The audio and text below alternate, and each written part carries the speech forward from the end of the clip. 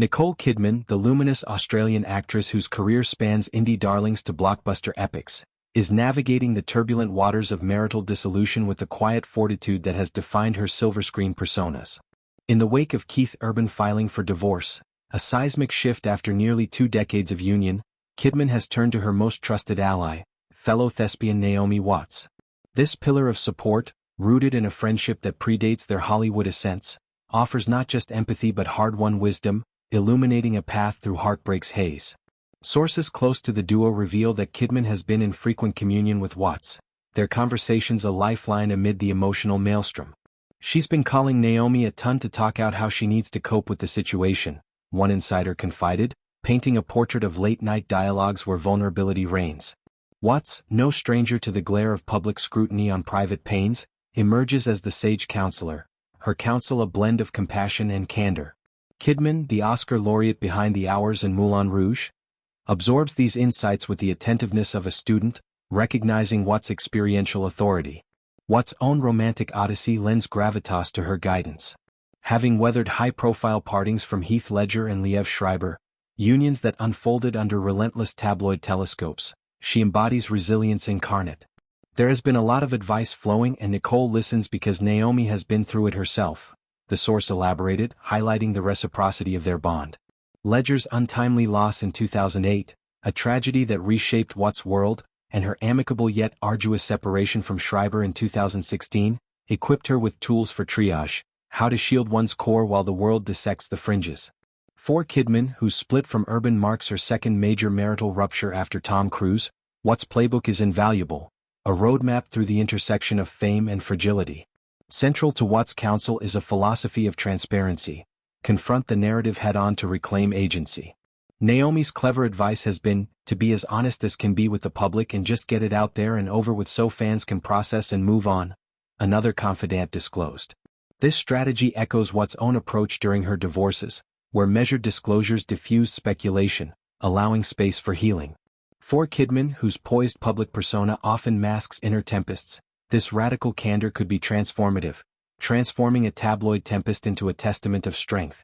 Their alliance traces back to serendipitous Sydney shores, where at 15, 2 aspiring ingenues crossed paths at a swimsuit commercial audition. That spark ignited a lifelong flame, fanned by their collaboration on the 1991 coming-of-age film Flirting. Amid schoolgirl crushes and cinematic dreams, Kidman and Watts forged a sisterhood untainted by rivalry, a rarity in the cutthroat corridors of show business. Over decades, this connection has weathered storms. Kidman's Cruise-era isolation, Watts' Ledger grief, mutual cheers at awards galas. Notably, Watts was Kidman's anchor during her 2001 divorce from Cruise, offering sanctuary when Scientology's shadows loomed large. Today, Watts' marital bliss with Billy Crudup serves as both inspiration and aspiration for Kidman. Their union, kindled on the set of The Iceman Cometh in 2022 and sealed in a low-key ceremony, radiates the devotion Kidman yearns for anew. One day Nicole would like that, an adoring relationship with so much love like Naomi and Crudup have, a tipster mused, envisioning a horizon of reciprocity untarnished by past fractures. Crudup, the Tony-winning actor behind Almost Famous, complements Watts' intensity with grounded grace, their blended family, a harmonious mosaic of her sons with Schreiber and his daughter, a model of modern kinship. Kidman's journey with Urban, a Nashville romance that blossomed in 2005 and culminated in daughters Sunday Rose and Faith Margaret, was a narrative of redemption. After Cruise's dissolution left her adrift, Urban's steadfast love, bolstered by his own battles with addiction, re-anchored her. Their duet-laden life, from red carpet harmonies to philanthropic harmonies for women's rights, seemed a Hollywood coda. Yet, irreconcilable drifts, career collisions, geographical tugs between Australia and Tennessee, culminated in this parting. The filing, amicable yet irrevocable, prioritizes co-parenting, a vow to shield their girls from discord's debris. In Watts, Kidman finds not just a friend but a mirror, both Aussie exports who conquered Tinseltown on wit and willpower. Watts' arc, from Mulholland Drive's siren to The Impossible Survivor, mirrors Kidman's versatility from Dead Calm's ingenue to Big Little Lies's matriarch. Their solidarity extends beyond splits. It's a creative communion, with Watts producing Kidman's projects and vice versa, nurturing talents in a town that devours the unallied. This chapter, though laced with sorrow, heralds reinvention for Kidman.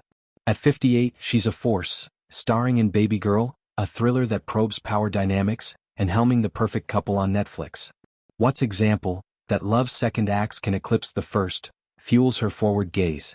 As they converse, weaving advice with anecdote, Kidman rediscovers buoyancy.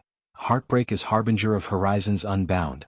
Their story, a duet of endurance, affirms friendship's alchemy, turning leaden losses to golden gains. For Kidman, leaning on Watts isn't retreat, it's rally, a prelude to her next act, scripted with the authenticity only true kin can co-author.